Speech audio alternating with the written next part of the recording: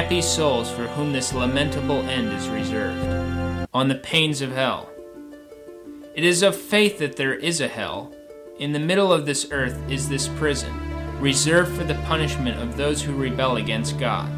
What is hell? It is a place of torments. A place of torments where all the senses and powers of the damned shall have their appropriate torment. And the more a person has offended God in any particular sense, so much more shall he be tormented in that sense.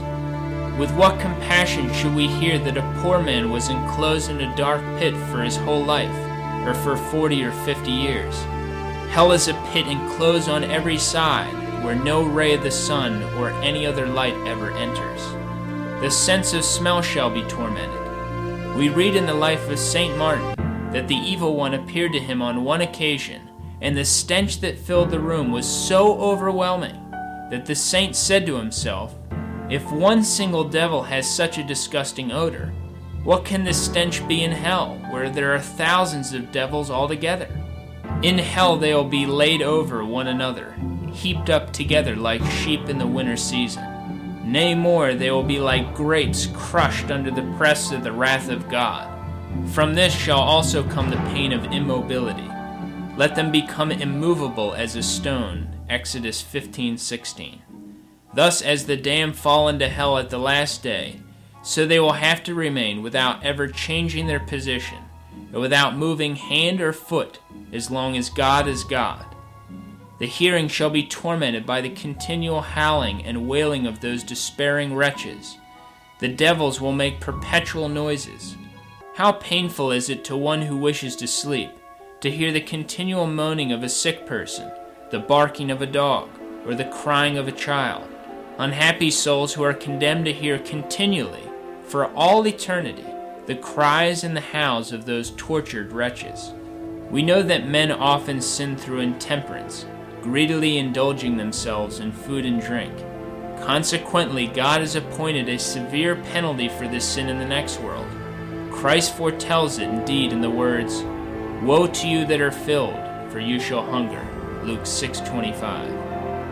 It is impossible for us to form a true idea of the pangs of hunger, since we have never felt them. If for a whole day one has nothing to eat, the time seems very long and one wants some food very much. And if one were deprived of any nourishment for 2 or 3 days, what misery would it be? But if a man had nothing whatever to eat for a whole week and were left a prey to hunger, what would become of him?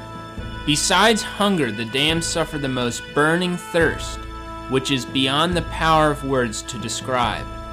Everyone knows how terrible are the sufferings caused by thirst. They are simply unbearable. Those who are plagued by thirst will drink from the most impure sources, and if nothing at all can be obtained to quench their thirst, a lingering and painful death is the result. The thirst suffered by the lost souls is infinitely greater, more intense, more painful than any thirst experienced on earth. If mortal man could feel it even for a brief period, he would faint away and die immediately. There is never any rest for the damned. They are driven from one torment to another unceasingly. This occasions thirst. But the heat of hellfire, wherein they burn day and night forever and ever, is the principal cause of this intolerable thirst that consumes them. They are immersed in flames, and never do they obtain the refreshment of water. My God, how great their thirst must be. Listen to the appeal of a lost soul earnestly imploring a single drop of water. Father Abraham, have mercy on me, and send Lazarus that he may dip the tip of his finger in water to cool my tongue, for I am tormented in this flame. Most merciful God, I ask only for water. I crave only one drop of water to give momentary relief to my burning tongue. Thou wilt not refuse so moderate a request, thou who art praised by all creatures as goodness itself. But this supplication is in vain. God turns a deaf ear to the voice of their entreaty. Not a single drop of water is given to mitigate their sufferings. To still the intolerable pangs of hunger, people will devour whatever they can lay their hands on: grass, leaves, unclean and disgusting animals, Men have been driven even to feed on the flesh of their fellow men, mothers to sacrificing their children, and some have been known to gnaw on their own flesh.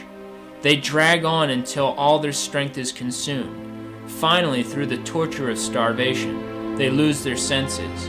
They rave and cry and howl and die the most miserable of deaths. If such are the effects of hunger upon earth, what will be the hunger which will be experienced in hell? If want of food for a few days only causes such torture, what will a continual and never-ending hunger be like? Who can think without horror at the hunger suffered in hell? Some other torments of hell. The Venerable Bede relates the following story of a man who was dangerously sick and one night was thought to be dead. The next morning he recovered consciousness, to the astonishment of all who were with him, and rose from his sickbed, saying that God had granted him an extension of days in order that he might lead a different life. After dividing his property